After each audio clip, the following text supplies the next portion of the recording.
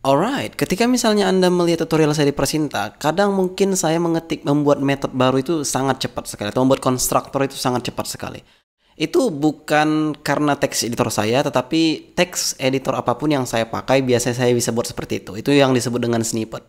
Nah, ketika Anda bingung cara membuat snippet, atau mungkin Anda tidak tahu formatnya, banyak kok snippet generator yang bisa kita gunakan di internet, dan lalu kita copy dan kita paste ke snippet yang ada di Visual Studio Code ini. Tapi sebelum kita melanjutkan semua itu, saya akan memberitahu kepada Anda bahwasanya jika kita lihat di Persinta Series, tepat di menu Series, di sini ada watch list ketika misalnya Anda mempunyai watch list. Dan jika Anda lihat di sini ada updated series. Ini maksudnya ketika nanti misalnya saya masukkan video baru ke dalam Visual Studio Code, maka dia akan hadir di sini. Atau misalnya video untuk misalnya yang biasanya masih develop lah, yang masih dalam development, ketika misalnya ada saya masukkan, maka dia akan muncul di sini. Saya limit sampai 6 ya, by the way. Ini untuk latest, dan jika Anda scroll ke bawah, mungkin ada yang complete, ada yang masih dalam persiapan. Nah, jika Anda scroll terus ke bawah, ada di sini upcoming series, yaitu seri yang akan dibuat nanti di Persinta dalam waktu dekat. Nah, ketika misalnya Anda lihat di upcoming series, Anda bisa klik di sini ya.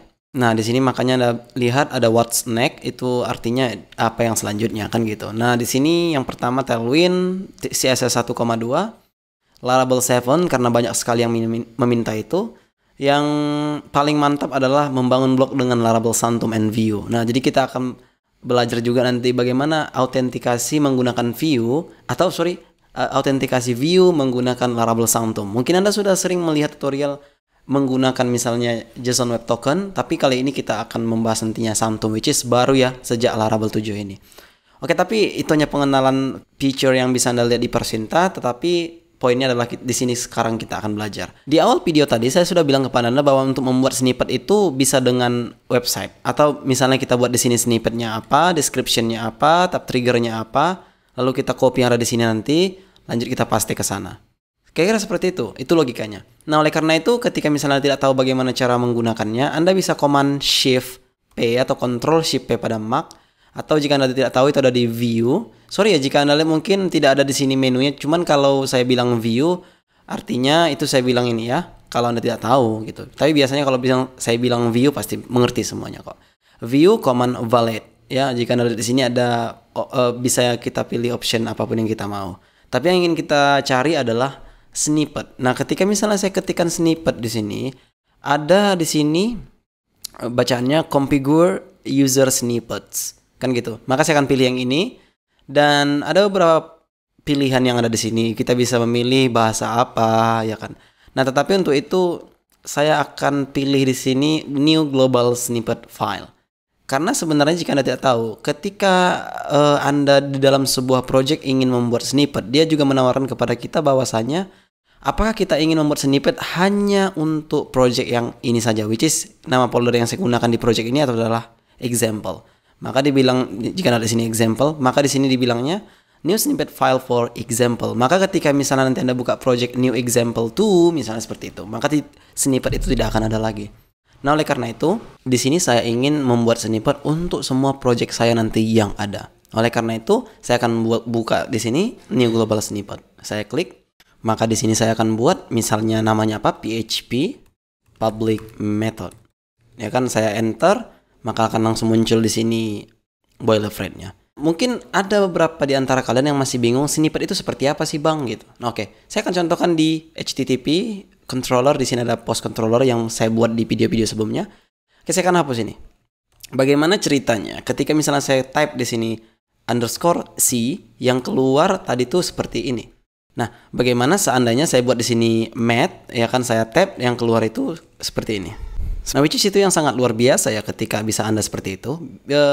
Cepat sekali mengetik tanpa harus melakukan ini berulang-ulang. Karena kita tahu apa yang mau kita ketik dan itu kita ulang-ulang sampai ratusan kali, which is itu sangat tidak luar biasa. Nah, oleh karena itu, ya, ketika misalnya saya copy ini, sah-sah saja langsung saya copy, langsung saya paste di sini. Di di snippet generator tadi saya paste di sini. Tapi jika Anda lihat ada tab di sini, which is itu yang tidak kita mau. Yang kita mau dia normal ke belakang ya. Sorry, saya agak susah menjelaskannya jika di sini. Tapi ketika Anda menggunakan Visual Studio Code atau di text editor Anda sekarang, Anda bisa Shift Tab. Jadi tabnya tuh Anda minuskan gitu ke belakang, bukan ke depan gitu. Kalau begini kan ke depan. Maka jika Anda klik shift tab, maka dia akan ke belakang. Nah, untuk yang sekarang kita akan buat yang pertama PHP public method. Kenapa seperti itu saya bilang? Karena tadinya ketika kita misalnya di sini jika dia sudah hilang untuk snippetnya, bisa Anda cari dengan menggunakan shift command P. Anda klik di sini snippet, maka dia akan lihat di sini configure user snippet. Maka kita akan lihat di sini yang sudah kita buat tadi PHP public method. Maka di sini saya akan klik. Coba command S untuk biar supaya dia tidak akan hilang lagi. Oke, nanti saya akan mengajari teknik itu, tapi untuk sekarang seperti itu saja dulu. Nah, kita akan pertama lakukan itu yang ini, bukan yang ini. Ini yang kedua yang kita lakukan pastinya. Oke, langsung saya akan copy. Saya shift tab dulu, baru saya akan copy dan saya akan paste ke dalam sini. Seperti itu kira-kira. Nah, di sini description-nya kita buat make PHP public method ya. Tab trigger-nya kita buat di sini make. Nah, itu kebiasaan saya ketika misalnya Anda biasa entah itu public function atau apa, tapi yang biasa saya lakukan adalah method. Oke, kita sepakat sekarang ya. Bagaimana jika mulai detik ini kita akan buat di sini pub. Itu artinya PHP public function. Ya kan jika Anda tidak tahu. Oke.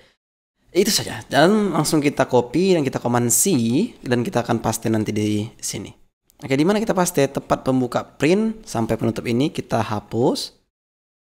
Kita paste di sini. Kira-kira seperti itu. Oke, ketika sudah saya akan save, tapi jangan di close dulu biar supaya saya tunjukkan kepada Anda bahwa ada yang harus kita rubah di sini. Coba saya akan hapus dulu yang ini. Saya akan buat di sini pub. Apakah ini sudah berhasil? Saya enter, maka dia sudah berhasil. But let's see. Kita harus hilangkan ini, dan ini. Oke, let's do it. Kan gitu. Kita hilangkan something yang ada di sini, something yang ada di sini, something yang ada di sini. Kira seperti itu. Dan ini juga kita hilangkan karena kita tidak membutuhkannya. Kira seperti itu. Dan lagi-lagi kita akan lakukan ya. Pop. Oke, cool. Tapi ada masalah baru. Saya ingin tab pertama itu di sini. Tab kedua itu di sini. Mana tahu saya ingin memberi parameter pada function ini atau method ini. Dan kemudian ketika saya tab sekali lagi dia pergi ke sini. Itu yang saya mau.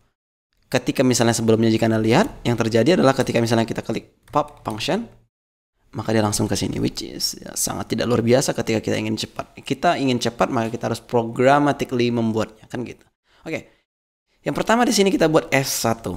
S1 itu artinya dolar. Nah, di sini saya akan buat S2, which is ketika misalnya saya buat di sini S3, maka dia yang pertama tab akan di sini, yang kedua di sini, dan yang ketiga di sini, dan yang terakhir itu di sini, which is 0. Karena kita tidak ingin tab-tab lagi, maka kita buat sini 0.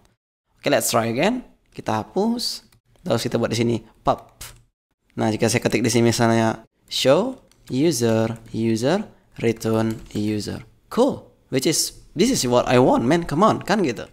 Nah, selanjutnya kita butuh yang namanya konstruktor. Biasanya membuat konstruktor itu jika Anda tidak tahu, mungkin ketika Anda sudah mempunyai public function ini sangat mudah dengan mengetikkan konstruktor di sini, tapi tetap aja itu lama sekali, ya.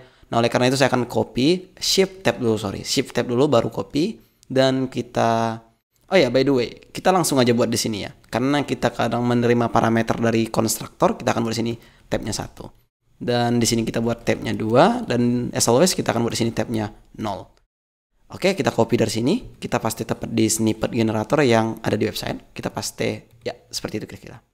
Nah, di sini ketika misalnya tadi PHP public method, maka di sini PHP constructor method.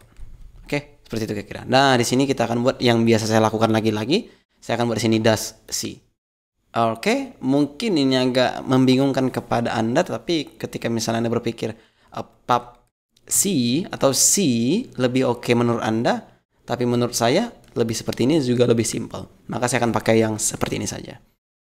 Oke, saya copy dan kita akan paste ke belum ada. Kita akan buat new one. Command Shift P lagi, kemudian di sini configure using snippet dia sudah muncul di sini karena kita baru saja menggunakannya, which is yang luar biasa ya. Kita kita enter ya tadi maksudnya. Terus kita buat di sini new global snippet file. Namanya apa? PHP constructor method.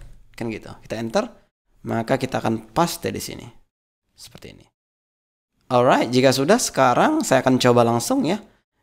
Dengan saya mengetikkan di sini dash C, kita enter, maka dia akan membuatkan konstruktor untuk kita.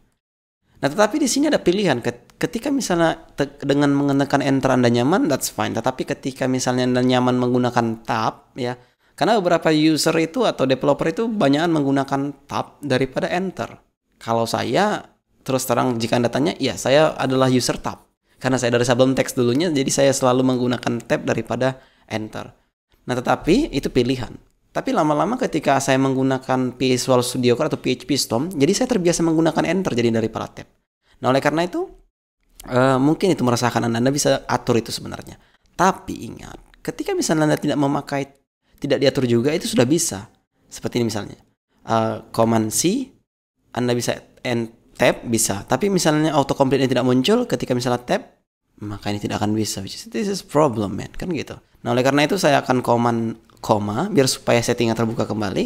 Di sini saya akan ketik tab complete. Jika tidak ada, ya completion. Sorry, harusnya kayak gini tadi ya. Nah, di sini jika Anda lihat di sini off by default, tapi kita ingin only snippet. Nanti ketika misalnya Anda lihat perbedaannya apa ketika sebelumnya tadi tidak bisa di tab tanpa adanya di sini autocomplete, maka sekarang jika saya tab, maka ini sudah bisa, which is really cool. This is what I want, man. Come on, kan gitu. Ya.